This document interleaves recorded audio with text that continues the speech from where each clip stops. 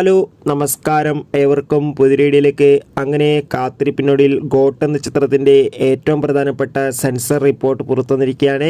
ആ ഒരു അപ്ഡേഷനാണ് ഇന്നൊരു വീഡിയോ ഭാഗത്ത്. വീഡിയോയിലേക്ക് മുൻപ് വീഡിയോ ലൈക്ക് ചെയ്യുക, ചാനൽ സബ്സ്ക്രൈബ് ചെയ്യാൻ വേണ്ടി ശ്രമിക്കുക. വെങ്കട് പ്രഭുവിൻ്റെ സംവിധാനത്തിൽ ദളപതി, വിജയ്, പ്രഭുദേവ, സ്നേഹ എന്നൊക്കെ പ്രധാന കഥാപാത്രങ്ങളായി ഇരുന്ന സെപ്റ്റംബർ 5-ാം തീയതി റിലീസ് ചെയ്യാൻ പോകുന്ന ചിത്രമാണ് ഗോട്ട്.